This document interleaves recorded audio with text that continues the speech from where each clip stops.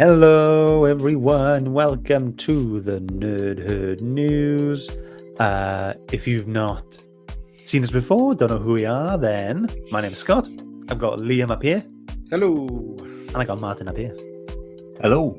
We are going to be talking about some little bits that we've picked up and seen over the last week or two in the news, and specifically today we're going to be talking about more film and game related things. No TV stuff today. It's going to be more around that realm. So give you a little rundown about what we're going to be talking about today. We're going to be talking about the fact that Wonder Woman might be returning. We got some Snyderverse plans that would have been if things went his way. We're going to talk about Baldur's Gate 3, and we're going to talk about a little bit about Resident Evil 2 and some PS5 kind of stuff as well. So we're looking forward to that. So if you are in the chat, do say hi. Let us know what you're thinking about what we're talking about. If you've heard about this, if you haven't, let us know what you think. Liam is slowly dancing along to the tunes there. But boys, how are you? How are you doing? Not bad. Yourself? Good. I'm all right. Good weekend. Not looking forward to going to work tomorrow, but it is what it is. Yeah, same here. Not looking forward to it at all. Well, that's that then. Okay, so news. So the first thing I wanted to talk about was the fact that there's a bit of news going around about Wonder Woman coming back to the DCEU. When I saw that, I was surprised because I thought we were going to go off the whole like James Gunn Chapter 1, totally restart everything. Yeah. And then, so I just assumed that everyone we've seen so far is no longer going to come back. So we're not going to see Superman, we're not going to see Ben Affleck, Batman, Wonder Woman, Shazam, Flash, Black Adam, all those kind of people. And we're going to see brand new people going from this point onwards. But it seems like it's happening. It does seem that way. Isn't necessarily with the fact that Gal Gadot is coming back. It's more, I'm hearing that it's a Wonder Woman 3. When it was supposed to be a complete reboot of the universe, wasn't it? And the fact that it's Wonder Woman 3 kind of contradicts that. Like, I'm okay with Gal Gadot reprising the role. You know what I mean? Oh yeah, she was great. The thing that I've seen though is her, like, she's given some comments on the fact that this may be happening. So she was promoting one of her Netflix films called Heart of Stone, and during that interview she said that she loved portraying Wonder Woman, and she says it's so close to and dear to my heart. From what I heard from James and from Peter, is that we're going to be developing a Wonder Woman 3 film together.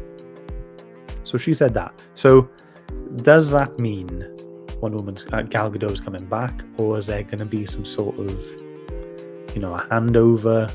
You know what I mean? To another character? Could it be a soft reboot? She's saying Wonder Woman 3, but could it be, branded as something else? Yeah, like a working title as opposed to being the actual sequel. Yeah. I get that. We got Kevin here, and we got Alid here as well. Hey guys, thank you for joining. How you doing? Look, we're talking about the Wonder Woman possibly coming back. What do you think about that? Is it too little, too late, or is there any point when we're going into this new Chapter 1 stuff? Was it called Gods and Monsters by James Gunn? That's what he's titled it. That's Gods the and one. Monsters. Yeah. So is there any point of her going into this? Why is she going into this? Like, she's been in pretty much nearly all the films now since her first appearance in BVS.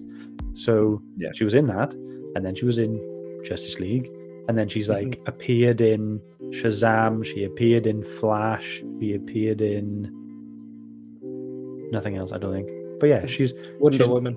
Well, the two Wonder Woman films she's done. So out of all of them, I think it's like her and maybe Ben Affleck that have been appearing most in most of the DCU films. So the fact that she's been showing up, that maybe that just says that it makes sense for her to keep popping up and keep showing up in this new chapter. Personally, I felt that with James Gunn and Peter Safran taking over. I would rather it be a complete reboot. Henry Cavill's not there, Ben Affleck's not there. As much as I really enjoyed Gal's Wonder Woman, I would like to see someone else step into the role and maybe lead a new way, because they want to set up a universe, don't they? They want to go another. They want to do a 10-year plan. Is Gal potentially going to be playing Wonder Woman in 10 years? Does she want to carry on playing it 10 years down the line? Are we going to have this younger Superman, with Gal in 10 years looking a bit older? I'm not saying that she's not going to probably look great in 10 years.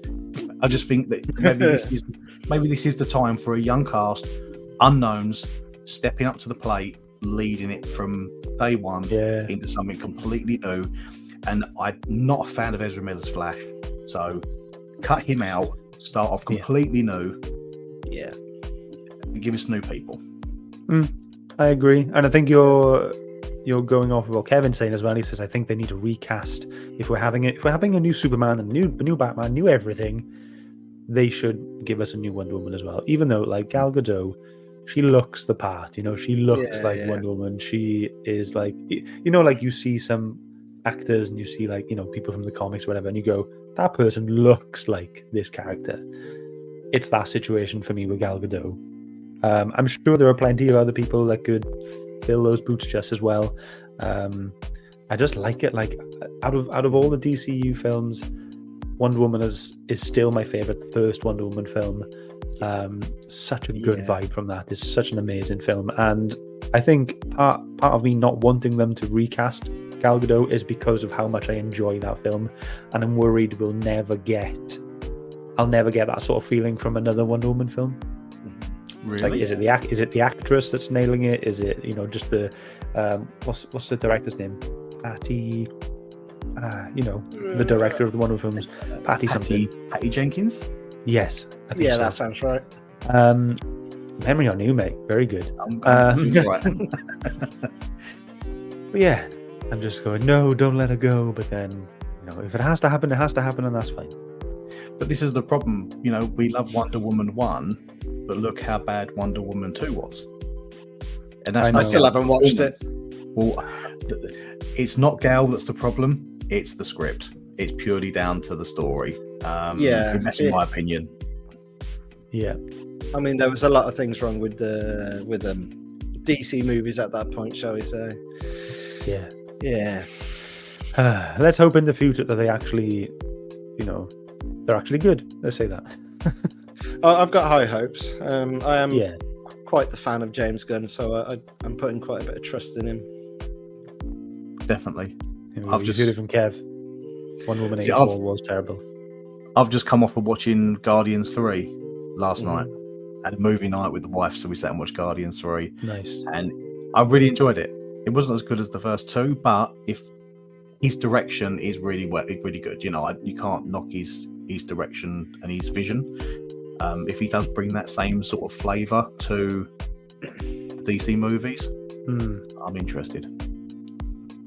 Have you seen the new Suicide Squad or Peacemaker?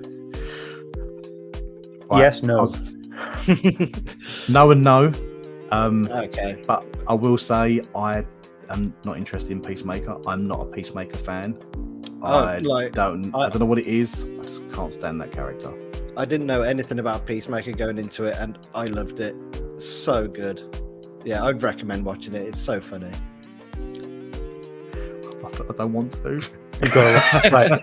Just watch the Suicide Squad film first, and then see how you feel about Peacemaker. That's what I'll do. You'll say Peacemaker's better than Suicide Squad. Yeah. Oh, okay. Yeah. Okay. Well, maybe I should watch it then. Alid thinks there should be a full, fresh take needed. The DCEU just needs to be put to rest and then set on flames. Just set it on fire. Douse it in fuel. Chuck a flame on. Get rid. Start again. And it sounds like that's what's happening. So I don't know what's going on with the Wonder Woman 3 film. Are they just, are they doing this chapter 1? And are they still doing the DCEU in dribs and drabs, like as a Elseworld type of thing in the background? Who knows? Do you not feel the same with Gal being in a new Wonder Woman? Do you not feel the same way about Jason Momoa? because for Forgot me, about him. Jason Momoa made Aquaman relevant, Yeah. and he was very much a fantastic. joke character, wasn't he, before Jason Momoa? So, how can we have Gal moving forward? And I know Jason Momoa's, he's being headhunted for Lobo at the moment, which again would be really cool. That would be great. Yeah. But I love him as Aquaman. Do I want to see? There's only one person I think I would actually quite happily have as Aquaman, and I'll say Aquaman again. Is it Alan Richardson, the one who played Aquaman in Smallville, who's in Reacher, as we currently speak? It's his latest series. Okay. He would be brilliant as Aquaman again. As in the main character of Reacher? Yeah. Wow. Yeah, that'll be alright. Yeah. That'll be okay. He plays, because he's Hulk, isn't he, in Titans? If you've seen Titans. I haven't seen Titans. Sort of throwing things in. Do you know what I'm talking about, though? I know the person you're talking about. Yeah, right, cool, yeah. He would be brilliant as Aquaman, again, because when he was younger, he played Aquaman in Smallville. Right. Cool. I'm assuming he was slimmer then? Because this guy is jacked now. He's a unit. Yeah, hell of a man. Kev is saying Peacemaker and the Suicide Squad are very good. Watch them, Martin. Okay, just watch them. Right? Peer pressure. And Phil says, I agree, we need a refresh, but I totally feel like Cavill was the best Superman, even better than Reeve. Cavill was amazing. Gal Gadot was amazing. Ben Affleck. For me, I'm still a Christian Bale kind of guy. Love him as Batman. Christian Bale was good. Michael Keaton was the best, though. I've not watched them, so I'm too young, mate. Too young, too little. I don't know. Ben Affleck's my favourite. I think I like the whole Dark Knight Returns style of Batman, which is what they went for. Keaton was great, but he was a product of the time. Yeah. Because let's be honest, what we got in the latest Flash movie was not Michael Keaton's Batman. Again, I haven't seen the new Flash, so I can't speak for that. Speaking of Flash, we move on because we have some sort of flashy news. But first of all, Promiscuous Time Traveler. I'm not a big fan of DC live action, but I'm a huge fan of DC animation. So is Martin. He's a big fan. If you are a time traveler, please will you let me know the lottery numbers, please? Thank you. Just DM me, it's fine. So we have some other news as well. Loosely based on the Zack Snyderverse kind of things. Oh no, the website I've gone on to get this is telling me I need to disable the ad blocker. Okay, so this is okay. So there was an original plan for Zack Snyder to kind of be involved with the Flash, and it was going to be a Flash trilogy, and all of these movies were going to feature Reverse Flash as Professor Zoom, that Reverse Flash, rather than the Dark Flash that we had in the recent film. And it was all just going to be about Reverse Flash wreaking havoc. He was going to be like the big villain of the whole DC universe and influencing everything by kind of traveling back and forward in time and just ruining everything for Barry Allen and the rest of the Justice League team. So I will give more information, but based on that so far, what are your thoughts on that instead of what we've had? Would have loved it. Same. Well, let's be honest. Look, compare it to CW. Tom Cavanagh done such an amazing job as playing Eobard Thawne. Yeah. The Reverse Flash. Tom Cavanagh. That's his name, isn't it? I don't know. Let's just say the man that played Harrison Wells in Flash. Yes, Eobard Thawne. Yeah, he done such an amazing job Yes. playing that character right the way through to the end. Despite Flash's decline over the seasons, he was a great actor, and that role of the Reverse Flash was so prominent all the way through and so good, standout. Yeah. Do you think that character would be able to uphold that same level of quality in live action movies? 100%. 100%. And especially, like, I love time travel stuff anyway, so it would have been so interesting to kind of see different, like you would have had like the present time Reverse Flash, and then like I don't know, halfway through the film you would see a Reverse Flash from like 20 years in the future, and then you would see another one from just 4 years in the future, and you'd be like just be back and forth. But then you would go in, you would have like flashbacks into Barry Allen's memory, and you would have a Reverse Flash in there, and he'd be messing stuff up, and he'd be doing stuff.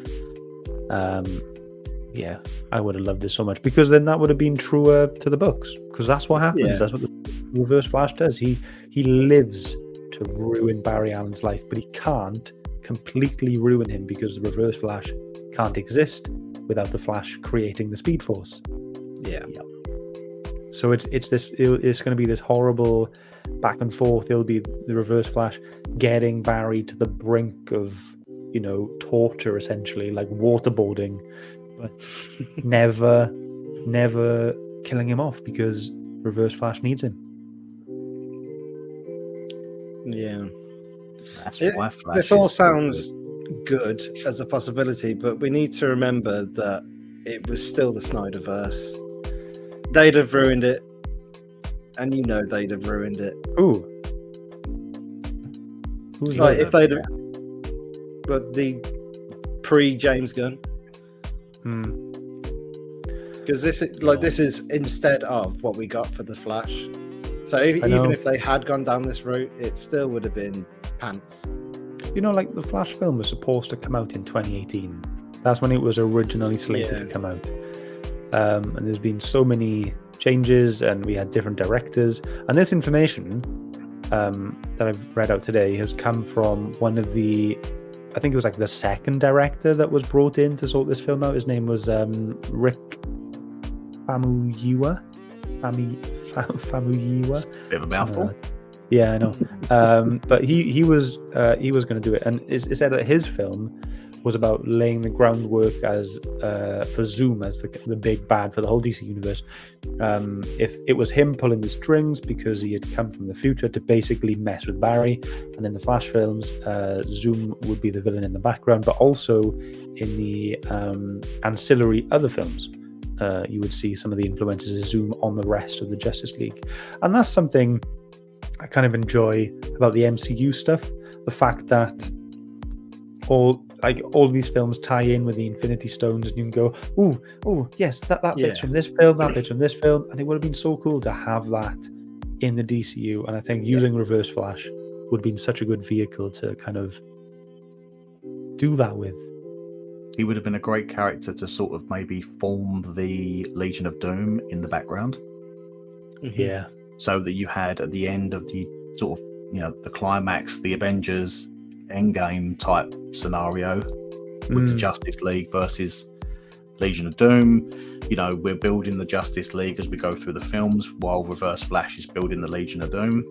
You know, but you could cherry pick what you want. You know, for Batman, we could have had Deathstroke. You know, we had Deathstroke, please. I would have loved to have seen at least one rogue in the film, in the latest Flash film. You know, Captain Cold, Heatwave, Golden Glider, Weather Wizard, the Top, Mirror Master. It would have been so cool to just see one or two of them. Like, even if it wasn't like, you know, even just like as the opening of the film, just him like, you again, let's have a quick fight, and then poof, let's have the film, you know. And there was nothing. Instead, we had extremely CGI babies falling out of the building. Just what can you say on that? You know, I do agree with Liam though. I do think they would have messed it up somehow. Yeah. Because I've still got a gripe with going back to the original start of it. I never really liked the idea of a Superman that was at the start of his career with a Batman that was at the end of his career. Yeah. You know, you're trying to use a canon Superman with like a Elseworld. I know Dark Knight isn't Elseworld, but it's not canon, is it? A non-canon Batman at the end of his career. It's sort of, it never sat well with me. But I like the actors. The portrayals were fantastic from both of them. So yeah, it was a good film, but it sounds like we all would have preferred this plan better. Yeah, definitely. So much. You know, we had Dark Flash, Who the hell's Dark Flash? that's not a guy. You know, like why couldn't you do, you know, Eobard Thorn? Why couldn't you do Professor Zoom? Why couldn't you do Iris West's brother? Was it Daniel West from the New 52 stuff? He's Reverse Flash in that one. Yeah. It could have been like, take your pick. Don't invent a crackly named villain called the Dark Flash. Dark Flash. Is it because Black Flash was taken? They couldn't. Oh, hang on a minute. How do we say a Black Flash? Just Flash. Yeah, it sounds cooler than Evil Flash. Yeah. It was just the Reverse Flash, just not him in that film, wasn't it? Just you know, he kept like coming back when they were in that kind of the tiny wimey bubble. It was just the Reverse Flash essentially. But I don't know why they couldn't do it. Why didn't you do it? So I don't know. Maybe because they were only going to do one film and they don't have the room to make an arc for this.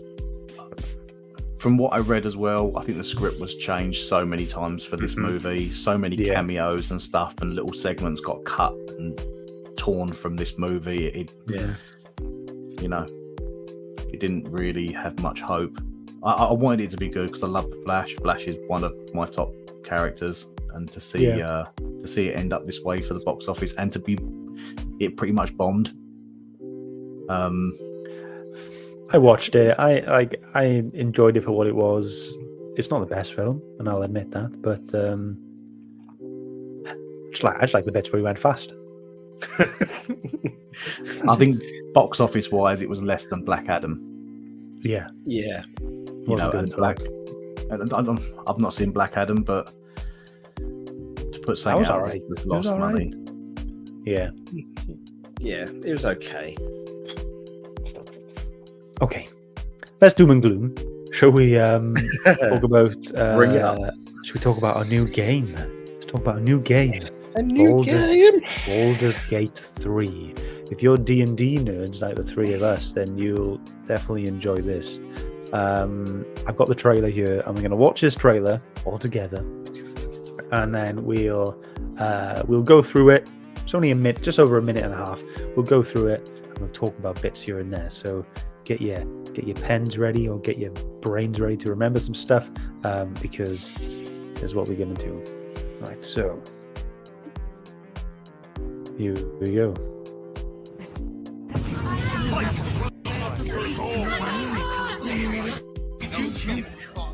I saved you. And I'm here to save you again. The parasites are merely a symptom of a greater sickness in Faerun. The infected hear the voice of the Absolute and believe it to be a god. The Absolute is more dangerous than you can possibly conceive. It threatens all who live. It threatens the gods, the weave, the very fabric of the universe itself. How would you feel about helping me kill some evil bastards?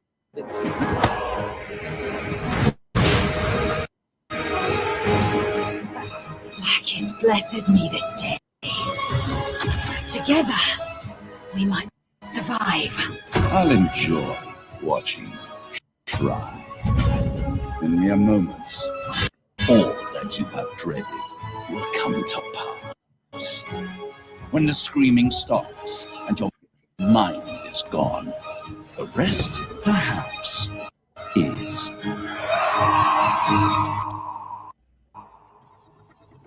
silence.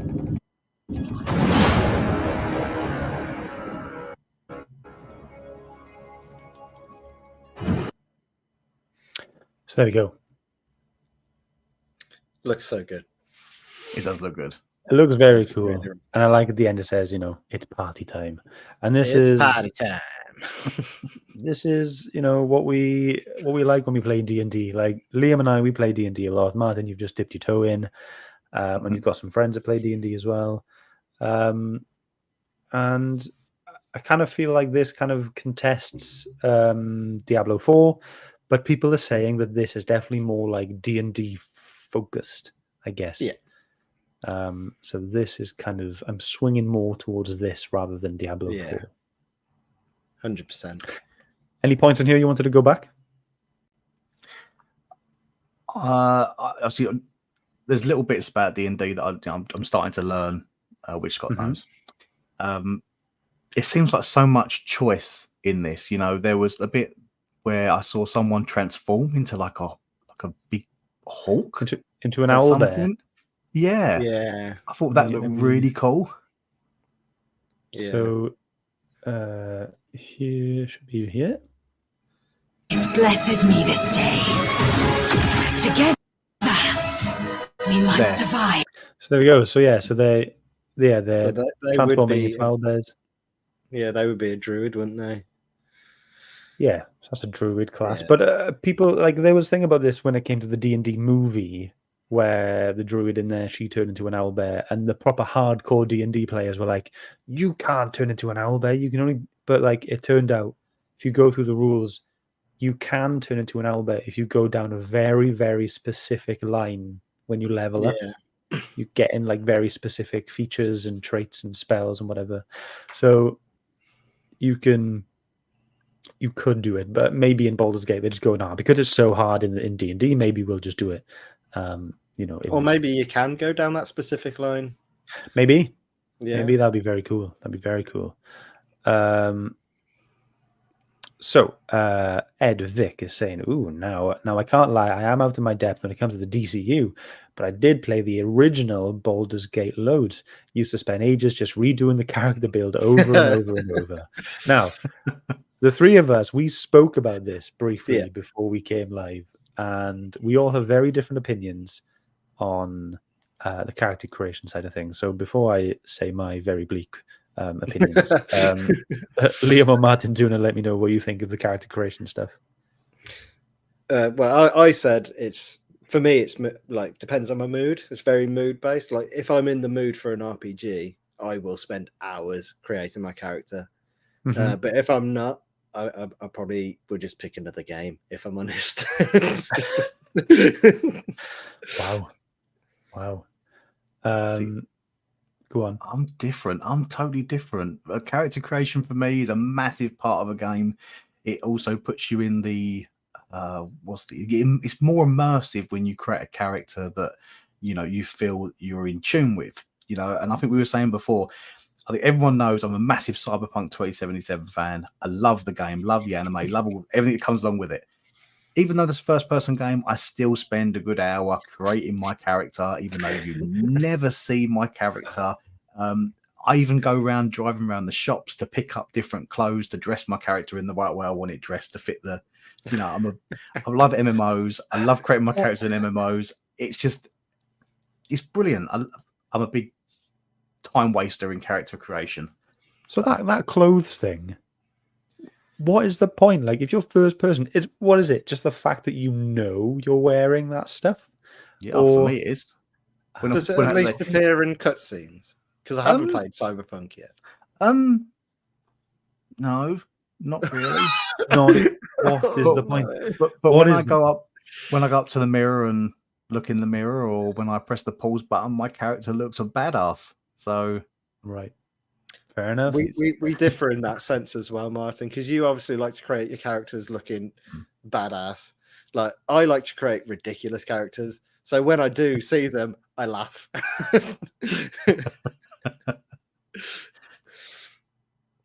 No, I do. Yeah, character creation is a big thing for me, and I think that does. Is Scott still there? You lost your mic, Scott? Oh, he's muted. You got me? Nope. Yep. Yep. Cool. But yeah, character creation is a big thing for me. I like it across MMOs, and I think that's where I get it from. From playing DC Universe Online, Elder Scrolls Online. I've dabbled in Warcraft. Character creation is a big thing. So for me, sort of that having that option to change my character whatever way I want, no matter what game it is crucial. That's me. I am not bothered at all. Yeah. About character creation, because like I said earlier, I just like to go through the defaults. I'm just like, yeah, you can have the basic hair, you can have a face, you can have a white top and black trousers. I'm happy to go. I'm very time orientated, and I do not want to spend half an hour to an hour, maybe more, making a character. I'm just going to either be playing first person and not see them, or play third person and see the back of them. Well, And it goes as far in this game where you can even change your genitals.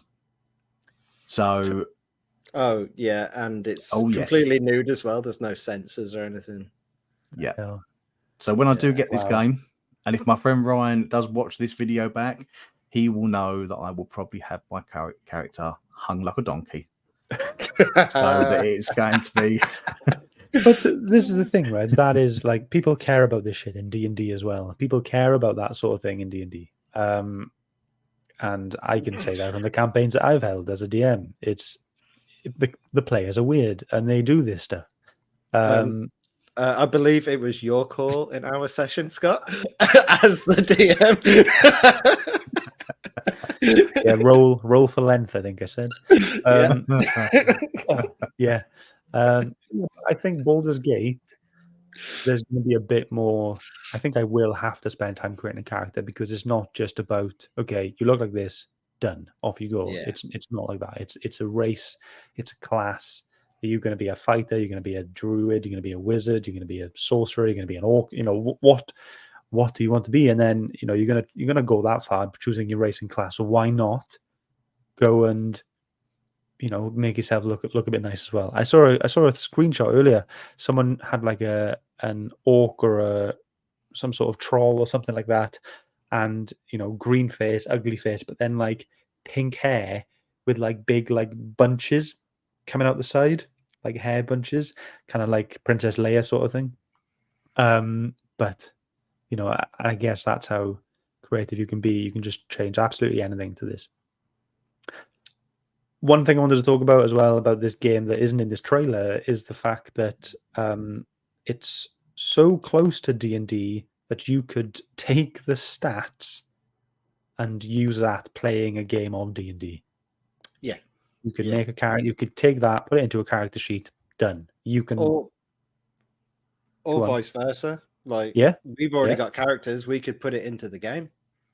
Man, that'd be so cool. Yeah, that'd be really cool. Because I think this sort of game is ideal for people like myself that have never really had the opportunity to play D&D before. It's only recently with yourself, Scott, that I've been able to experience D&D. Me and my friend Ryan, I'm going to mention him a few times. He's my D&D person that I talk to. He is not a DM. I'm not a DM. We're really new. We don't really want to make our own stories. We want to experience it. And for a game like this to come out that has already built the story, for us just to step in, create our characters from scratch and enjoy that experience and get what you get from D&D without a DM is fantastic. But for what I have played with D&D, having a DM is good. So this is a nice way to be able to experience it. Yeah. I'm hoping it is. So I'll be getting this. I want to grab this. At the moment, it's only out on Steam and PC. It will be coming out, Lee, you told me earlier, Xbox next year? Xbox next year. I believe it's out on PS5 as well. So PC and PS5 currently. Yeah. So I'll definitely pick it up somehow. I'll get it on something. And buy a PS5. Yeah, I do. I have. You got PS5? Both. Yeah, I got everything. Oh, there you go then. I'll buy it. Liam can buy it. I don't have a PS5. I think you buy a PS5. get on play Baldur's Gate. Let's just get it on PC. I've got one of them. Yeah, let's all go. We'll just do it on PC. Live stream it. Let's all get it. That'd be cool, wouldn't it? So I brought you to this little frame on the video because there's giant tentacles, and this kind of seems to be the sort of theme, very like Cthulhu, HP Lovecraftian sort of vibe going on, just from what I've seen. But it looks cool. I listen to a lot of D&D podcasts, and like I said, I play it myself, and I've never come across anything like this in any of the games I've listened to or played. So Yeah. it'll be really interesting to play in a setting like this and all that kind of stuff. But what I'm really happy about is, they do kind of allude to this sort of silliness that's going on. Let me try and, oh, here we go. So let me just play it from there. How would you feel about helping me kill some evil bastards? And it's just that bit, right? It's just that kind of like, Yeah. how do you want to help me, kill us? And then just kicking something off a cliff. That's perfect. Like if he's in D&D. Yeah, that clip as well is a perfect example of how in-depth the character creation is. I mean, I don't know if they're an NPC or a character, but to me, that looks like it could be a character. Stunning. Yeah. If this is what the quality of the cutscenes are like, I think it's going to be a very unique experience. And I think if it's that type of game that when you play it through with different people and you follow different classes and different story arcs, it's different every time. It's just going to make it so much more fun. Yeah, Yeah. 100%. I've I've actually got a mate who's played it already, and hi Ben, if you end up watching this. He said that dice roll, there's like a dice roll mechanic as well, so you can critical fail or critical success as well. Wow, cool. I don't know how it's implemented. The only instance he gave me was he had to do a wisdom check during like a dialogue section. But if it's implemented like in a proper D&D way, that will be great. And the cause of some silliness. I think this type of game is long like overdue. The dice rolling part is one of the best things about. Yeah. Just so you know, Scott, you are quite a bit laggy while you're messing with the video. Yeah, you're a bit laggy, mate. Okay. Now you're back. Yep. Now you're back. Well, let's... But no, let's stop that then, because... It does look fantastic. It looks really cool. Really good. I'm looking to get stuck into it at some point. Yeah, and I was looking quickly earlier on at the prices, and usually big games like this are going for like 60, 70 quid now for the next gen. But having a quick look, I'll have another quick look again now. 40 or 50, is it? Something like that? Yeah, the 40, 50 mark. There's, let me see. Let's do the proper ones. Yeah, so GOG, 50 quid. PlayStation Store for the PS5, £58. There is a deluxe edition, £66 on the PlayStation Store as well. So it seems to be tidily priced, considering what AAA games are usually priced now. I wouldn't say this is AAA, but it's definitely up there. Yeah. Anything else, or are you happy to move on? Yeah, I'm happy to move on. Unless you guys got any more add to it. You guys are more D&D focused than I am. Is there anything else? The only thing I'll add is that I saw a headline earlier. I didn't read the article, but the headline was pretty much you can have a happy ending in certain scenes in Baldur's Gate 3. Wow. Okay.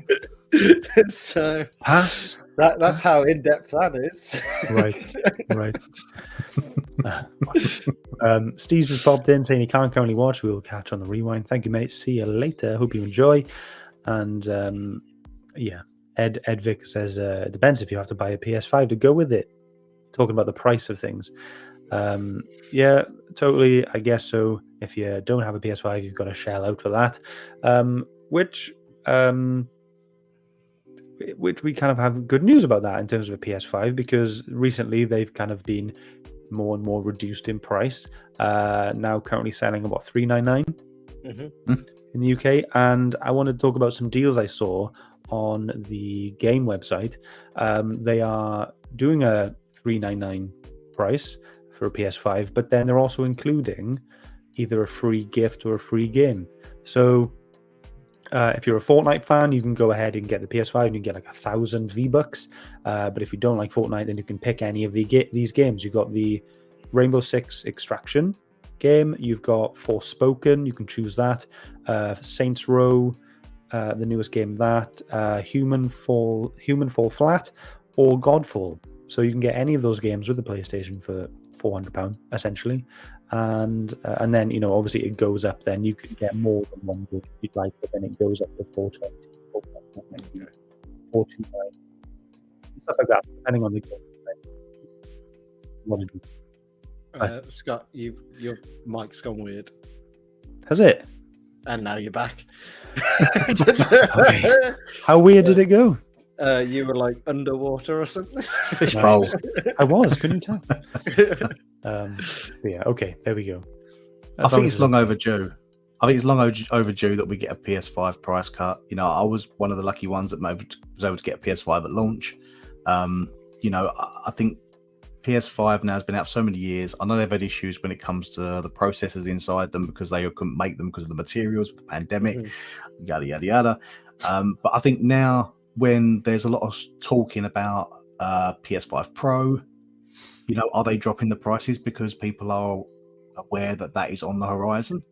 Or is this just a general drop because it damn well deserves to be dropped now? It's been out for 4 or 5 years, Yeah, I was wondering if it was going to be some sort of PS5 Slim.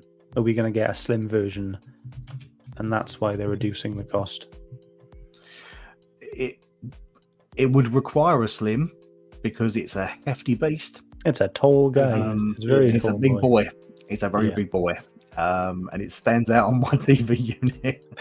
Same. Being bright white as well. I just think, personally, a PS5 Pro will come at some point, but a Slim should be here closer than a Pro. If they release a Pro, I think it's a little bit unfair for people that have not been lucky on day one, that have picked up them consoles in the last year, 2 years, or in this cheap section. If they announce a Pro, that's going to be a little bit of a kick in the teeth for the people that weren't lucky enough to get them in the first year or two. Yeah. I mean, £400 is awesome. A Slim. Yeah, Slim would be great.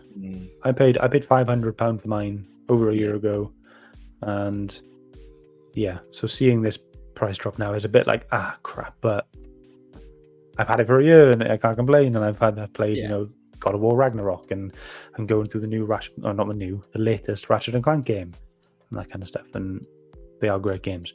And I definitely, Forspoken is a game I have to get. It looks awesome. Not many people are talking about it.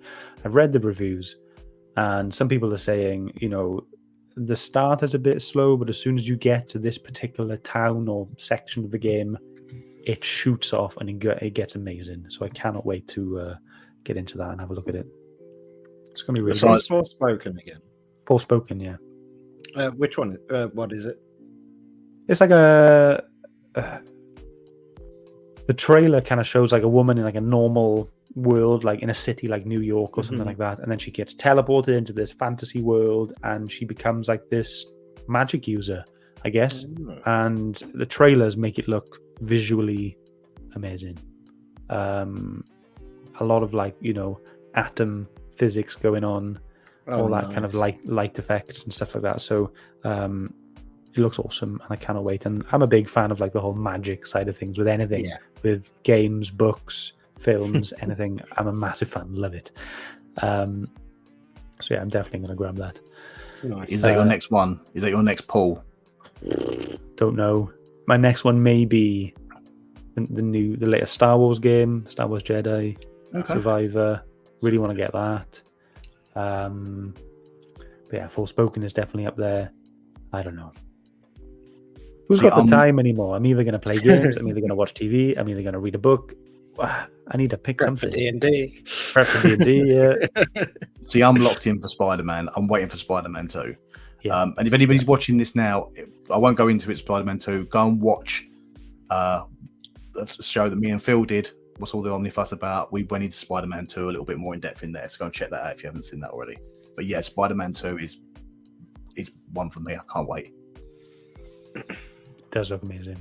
I love the other two games, Spider-Man 1, Spider-Man 1.5.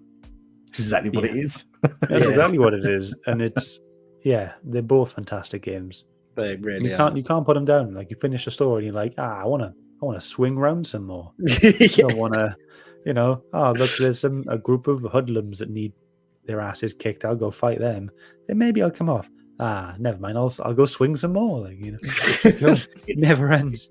It's currently my filler game. I'm playing that in between Cyberpunk, and if I don't want to play either of them, I'm on Need for Speed Unbound. It's like a good racing game. Cool. It's in the mix. It's Unbound. Is that the one where it's all like kind of the graphics kind of like graffiti based? Yes. Is it that one? Yeah, but you can. Was it Heat? No, it's you are right. It's one with the anime type look. Yeah. When you're actually playing the game, you can pick a stream that tones all that down. Okay. Yeah, so it goes back to proper racing. The cars are all normal, so I just like racing. Oh yeah, same. Good fun. Yeah, same. Love a racing game. Okay, last thing is I wanted to talk about Resident Evil 2. The remake? Martin, the remake, Resident Evil 2.5, the remake. Martin, you brought this news to me. Do you want to bring it to everyone else? Yeah, I was quite surprised to see today that Resident Evil 2 remake has now surpassed all the sales for the previous Resident Evil game. It's now the top selling Resident Evil game. I do own it. I have got it. I haven't dived into it yet because I feel Resident Evil was a bit of a commitment. I've played Resident Evil since the first one was released. That we're talking 96, 97. Yeah. OG games, Resident Evil 1, Resident Evil 2, Nemesis. I'm a big retro gamer. So those games hold a real spot for me. It's nice to see that a remake that pays homage to that, because it isn't just a carbon copy. It's a homage to that game. It's nice to see that that's getting, what would you say? It's getting recognition for a game that's based, 30 years ago now. Is it? About 30 years ago. Yeah. Well, the franchise in total has been going on for 27 years. There you go. Wow. So a good 25 then, should we say? 25? Yeah. Mm-hmm. I'm just guessing now for Resident Evil 2. I was 97, 98, I'm guessing.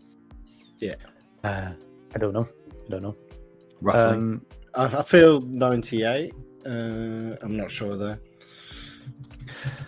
Lifetime sales, this game, so the remake of Resident Evil 2, has sold 12.6 million copies across the consoles and across PC as well, since it was released in January 2019. And that cutoff at 12.6 was that number was released on June 30th. So we've had just over a month as well. Mm-hmm. So potentially that's even higher. But at June 30th, that's when it was at 12.6 million. And it is currently on sale on PlayStation Store as well. I'm not sure about any other platforms, but it is on sale if anyone wants to pick it up now. It's probably a good time to do it. But Resident Evil is such a great franchise. Such a great franchise. We're all aware that it's had a movie franchise as well. The game franchise has exceeded silly amounts of games. Yeah. But I just don't think you can really patch the first 4 games, and Code Veronica was another one. Code Veronica, yeah. Those 5 for me are the magnum opus, shall we say, of the Resident Evil franchise. There you go. So I've just put a link in the chat for the game for the PlayStation Store, because it's currently on sale for £8.74. There you go. It's a steal. So if anyone hasn't played it, definitely grab it. It's not going to take the Resi 4 remake long to take the top spot, though. I agree. I would firmly say that that's going to become top spot, especially like this is how old? 2019. So we're talking 4 years. So in a 4-year time span, the Resi 4 remake is going to smash that easily, because it was like the Resi 4 one was hyped up like no other. because everybody's so fond of Resi 4. Yeah. Even Which one as was that far- one? Was that the one doing kind of like the? Is that the one they're in like Africa? It's where Leon goes off to save. Is it the president's daughter? Yes, the president's daughter. That's the one. I have no idea because I've never played them. Not interested. I'm horrified of horror games. Don't like them at all. I don't like the suspense. I don't like jumping. I don't like stuff like that. Dead Space. I played the first 2 hours of Dead Space about 3 times and can't get past it. I'm surprised you even picked it up. Mate, I thought I'd give it a go, but So, honestly, for Scott's terrible. purpose, and for anyone that hasn't played those games, Resident Evil 2, the 2 main characters are Leon S. Kennedy and Claire Redfield, the sister of the Chris Redfield from the first game. Mhm. So, Boulder punching Chris Redfield. yes, but Leon is the main character in Resident Evil 4. So you're following Leon's Yes. story beyond Resident Right. Evil 2. And that's a bit of a spoiler that Leon obviously survives. But yes, he is the main character. And this is the first time they stepped away from Raccoon City and the zombie outbreak. Yeah. So it was a bit of a fresh take to the series. If I remember rightly, wasn't this released for the GameCube and the Wii? And The GameCube for sure. I think they re-released it for the Wii. Yeah. yeah, because the Wii version was not as good because you needed to use the sensor to actually use the gun. So I think the GameCube version was favoured. And then because that done so well, they released it on PlayStation 2. Was it on PlayStation? I'm dropping 2? dropping knowledge bombs here. So Mate. it was re-released on the PS2, and it has been a bit of a cult classic for Resident Evil fans for years, to the point where people still go back and play that original game. It's the same for Silent Hill. Silent Hill is, for me, Silent Hill 2 is the pinnacle of Silent Hill franchise, which again is getting a remake soon. So that'll be another one that I'll be pushing to cover when that gets released. God, I love that. I so hope that the Silent Hill 2 remake is up to the same standards as the Resi remakes. It looks good. The trailers they've released so far, Yeah. just of the little clips, look fantastic. And they've even got the original team that worked on Silent Hill 2 back to do this. So I have hope. Yeah. Just hope they do it justice. We'll have to cover it. When it comes out, another trailer comes out, we'll have to cover it and go back again to talk about it. And then we'll have my perspective as someone who doesn't know anything about it, doesn't really care for it. Against maybe I'll get Beth involved in that one, because Silent Hill is her all-time favorite. yeah, totally. definitely. franchise. Let's get Mrs. Liam in. Mrs. Liam. Mrs. Gibbons. Mrs. Gibbons. But that's all from me. All good for you guys? Yeah. Besides the fact that when we get off live, we're going to try and convince Scott to play Resident Evil. So Scott has got to try Resident Evil. If I've got to watch Peacemaker, Scott has got to play Resident Evil. So All right. We'll stream it as well. I'll stream it. See how that goes. But yeah, there we go. But yeah, thanks everyone who's tuned in, still here, and everyone who has been here for the whole, in and out of this. And thank you to everyone who catches up on the rewind.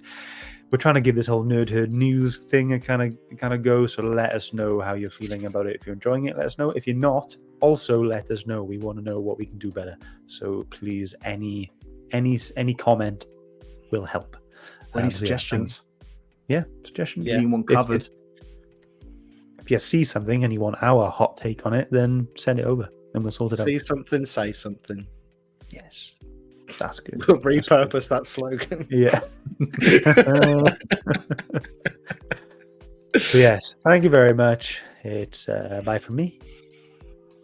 It's for a me. bye from me. See ya.